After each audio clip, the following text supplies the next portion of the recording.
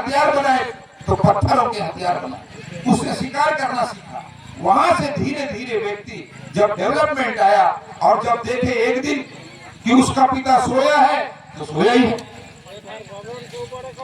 बारिश हो रही है तो उसको समझ में नहीं आ रहा है, ओले पड़ रहे हैं तो उसको समझ में नहीं आ रहा है। उसको धीरे धीरे मस्तिष्क में मनुष्य का विकास हुआ।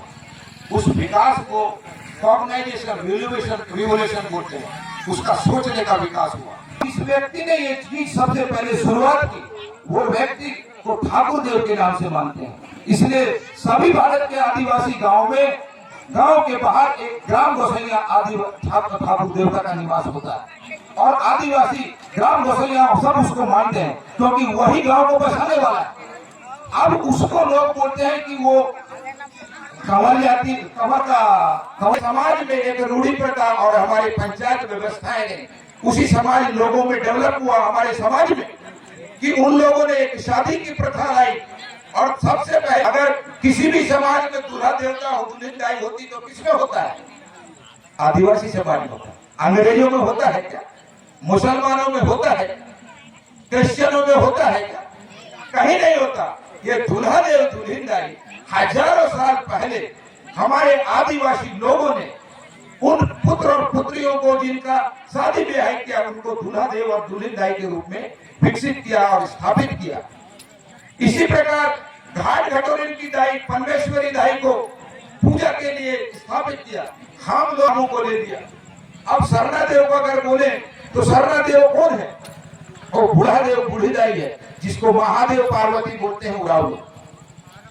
और अगर और अंदर पे जाएंगे तो सभी समाज को एक एक पशु पक्षी वितरित किया गया है और गौड़ समाज को तो सबको नॉलेज है।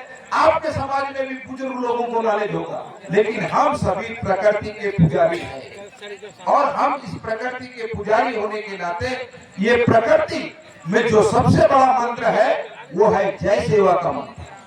जय सेवा, हम एक दूसरे को मिलकर क्या बोलते हैं? जय सेवा। जय सेवा का मंत्र क्या है? ये सेवा क्या है? माँ 9 महीने पेट में रखकर बच्चे को क्या करती है? सेवा ही करती है, उसको नवजीवन देती है। अगर 21 दिन तक कोई मुर्गी अंडे को सेती है और नवजीवन आता है तो क्या करती है? सेवा देती है। ये पानी नहीं चले, पृथ्वी से हमको सूरज से अगर रोशनी नहीं मिले तो जीवन संभव है क्या? जीवन संभव है क्या? जब जीवन संभव नहीं है तो सबसे बड़ा ये लोग क्या कार्य कर रहे हैं? सेवा का कार्य कर रहे हैं। इसलिए आदिवासी या विश्व का सबसे बड़ा अगर कोई मंत्र है तो क्या मंत्र है? जय सेवा। और आदिवासी एक दूसरे को सामने में जब मिलता है तो क्या बोलता है? जय सेवा। इसलिए गर्व से कहो आदिवासी हैं भारत के मूल निवासी हैं। ये हमने पूरे भारत को दिया। अब क्या हुआ?